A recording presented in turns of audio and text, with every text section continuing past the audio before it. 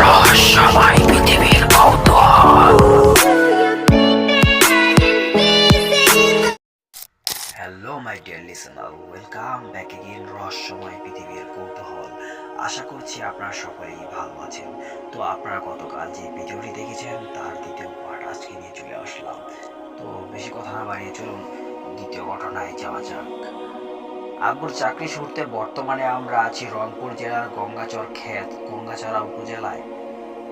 আমার এখন ঠিক যে বাসায় থাকি তার আশেপাশে কোনো পুকুর নেই, বাসচার নেই, শ্মশান, কবরস্থান কিছুই নেই। বাসার সামনে পাকা রাস্তা আর বাকি 3 দিক জুড়ে ফ্ল্যাট।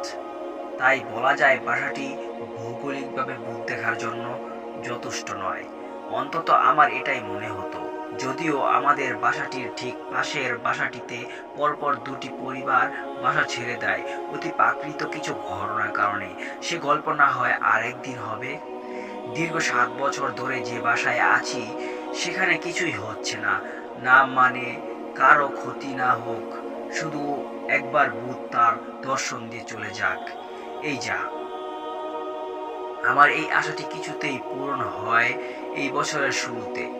পরে টের পেয়েছি আমার কাছে যা ইচ্ছে তা যার সাথে ঘটে তার কাছে তা সমসামান্য নয়। যদিও ঘটনা ঠিক আমাদের বাসায় ঘটেনি, বাসার সামনে রাস্তায় ঘটেছিল, তবুও বলছি এই বাসার ঘটনা, কারণ এই বাসায় থাকে এমন একজন আঙ্কেল এই ঘটনার প্রত্যক্ষ সাক্ষী।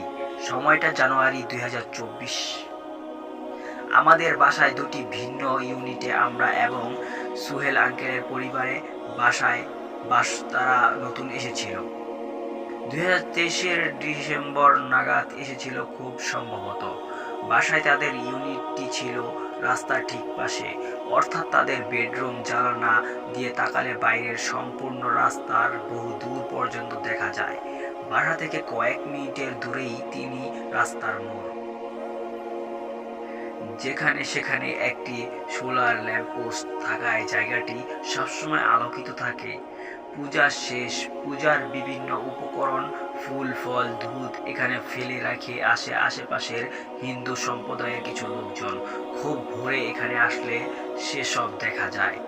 তো ঘটনায় আসা যাক। তখন রাত 12টার মতো বাজে, চারিদিকে নিস্তব্ধ। সুহেল আঙ্কেল বাজার থেকে ফিরছিলেন। তো উনি সেই 3 রাস্তার মোড়ে এসে দাঁড়িয়ে পড়েন, কিছু একটা লক্ষ্য করে। তার ভাষ্যমতে তিনি দেখেছেন 12 থেকে 13 বছর বয়সী একটি ছেলে রাস্তার উপর হয়ে শুয়ে ফুপিয়ে ফুপিয়ে কান্না করছে। ছেলেটির মনে পড়ছিল সাদা রঙের একটি ময়লা শার্ট। সুহেল আঙ্কেল সহ করে ছেলেটির ঘাড়ে হাত রেখে বললেন, কে তুমি? এখানে এভাবেই কান্না করছো কেন? এরপর তিনি যা দেখলেন সেটার জন্য তিনি মোটেও প্রস্তুত ছিলেন না। তার ভাষ্যমতে ছেলেটি তার কথা শুনে পিছনে ঘুরে তাকায়। ছেলেটির চোখ ক্ষত বিক্ষত হয়েছিল, যেন কেউ চোখে বর্ষা ঢুকিয়ে দিয়েছে। চোখ দুটো দিয়ে ফুটায় ফুটায় রক্ত বের হচ্ছিল। ছেলেটির 2 হাতের কবজি কাটা ছিল, সেই স্থান থেকে অজর রক্ত ঝরছে। ছেলেটির গায়ে থাকা নোংরা সাদা শার্টটি রক্তে লাল হয়ে গিয়েছিল। তখন ছেলেটি আর কাঁদছিল না, বিভৎস ভঙ্গিতে হাত ছিল। এসব সহ্য করতে না পেরে সুহেল আঙ্কেল প্রচন্ড ভয়ে বাসার দিকে দৌড় দেন। পিছনে ফিরে দেখেন ছেলেটিও নাকি তার পিছনে ধাওয়া করছে। সুহেল আঙ্কেলের ভাগ্য ভালো ছিল যে বাসার মেইন গেট তখনও খোলা ছিল। তিনি বাসায় ঢুকেই মেইন গেট সাজারে লক করে দেন। এরপর তিনি ঘরের দরজা নক করতে করতেই জ্ঞান হারিয়ে ফেলেন এবং মেঝেতে পড়ে যান।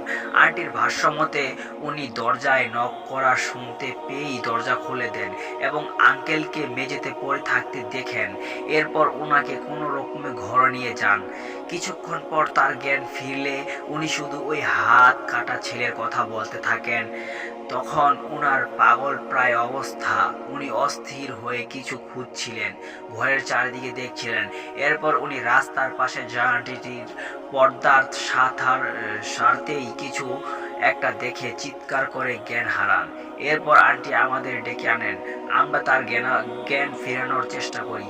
কিছুক্ষণ পর জ্ঞান ফিরে আসে, তখনও তিনি ওই হাত কাটা ছেলের কথা বলেই যাচ্ছিলেন। কিছুদিন তিনি প্রচণ্ড জ্বরে শয্যায় শায়িত ছিলেন। এর পরের মাসে তারা বাসা ছেড়েন। তবে এখনো আমরা এই বাসাটিতেই আছি।